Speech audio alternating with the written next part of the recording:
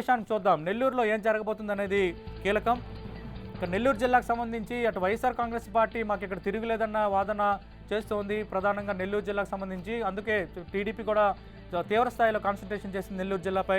వెంకటగిరి నుంచి సిట్టింగ్ ఎమ్మెల్యేగా ఉన్న కురుగొండ్ల రామకృష్ణ తిరిగి అభ్యర్థిగా రంగంలో ఉండబోతున్నారు. ఇక సూలూరుపేట నుంచి పరస రత్నం తిరిగి తెలుగుదేశం పార్టీ అభ్యర్థిగా రంగంలో ఉండబోతున్నారు.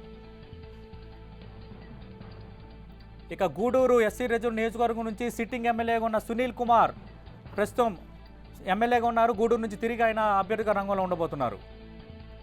ఇక సర్వేపల్లి నుంచి సోమిరెడ్డి చంద్రమోహన్ రెడ్డి సిట్టింగ్ ఎమ్మెల్యే కాదు, ఎమ్మెల్సీగా ఉన్నారు. ఈసారి సర్వేపల్లి నుంచి తిరిగి పోటీ చేస్తున్నారు.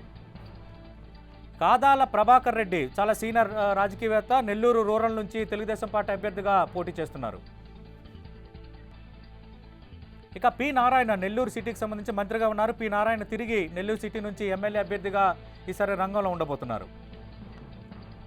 ఇక శ్రీనివాసులు రెడ్డి కోవూరు నుంచి అభ్యర్థిత్వం ఖరారైంది, ఇప్పటికే ప్రచారం చేసుకుంటున్నారు. నెల్లూరు విషయానికి వస్తే ఎక్కువగా టస్సులు కనిపించడం లేదు. దాదాపు అందరూ అభ్యర్థిత్వాలు దాదాపు ఖరారైనట్లుగానే వాతావరణం ఉంది. నెల్లూరు జిల్లాకు సంబంధించి మిగతా స్థానాల సంగతి చూద్దాం. బొల్లినేని కృష్ణయ్య నెల్లూరు జిల్లా ఆత్మకూరు నుంచి ఎమ్మెల్యే అభ్యర్థిగా రంగంలో ఉండబోతున్నారు. ఇక బేదా మస్తాన్ రావు కావలి, ఇది చాలా కీలకమైన నియోజకవర్గం. కావలికి సంబంధించి బేదా మస్తాన్ రావు అభ్యర్థిత్వాన్ని నిన్నగాక మొన్నే చంద్రబాబు నాయుడు ఖరారు చేశారు. ఈసారి బేదా మస్తాన్ రావు కావలి నుంచి అభ్యర్థిగా రంగంలో ఉండబోతున్నారు. మిగతా స్థానాల సంగతి చూద్దాం. ఉదయగిరి విషయానికి వస్తే బొల్లినేని రామారావు, కావ్య కృష్ణారెడ్డి మధ్య కొంత టస్సులు నడుస్తుంది. వీళ్ళిద్దరిలో ఎవరి వైపు చంద్రబాబు మొగ్గు చూపుతారనేది 48 గంటల్లో తేలబోతోంది. ఇక నెల్లూరు జిల్లా విషయానికి వస్తే ఓవరాల్గా నెల్లూరు జిల్లాలో 10 అసెంబ్లీ స్థానాలు ఉన్నాయి.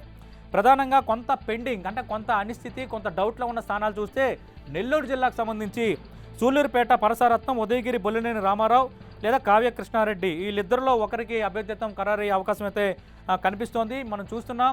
అటు ఎన్నికల నోటిఫికేషన్ వచ్చింది. ఏప్రిల్ 11 ఆంధ్రప్రదేశ్ తెలంగాణలో ఎన్నికలు జరగబోతున్నాయి. ఆంధ్రప్రదేశ్లో అసెంబ్లీ ఎన్నికలు కూడా ఏప్రిల్ 11 జరగబోతున్న నేపథ్యంలో అటు అధికార తెలుగుదేశం పార్టీ, వైఎస్ఆర్ కాంగ్రెస్ పార్టీ నుంచి ఎవరెవరు అభ్యర్థులు రంగంలో ఉంటారన్న దానిపై 10 టీవీ ఎక్స్క్లూజివ్ రిపోర్ట్ అందిస్తోంది. మీరు ప్రస్తుతం అదే చూస్తున్నారు.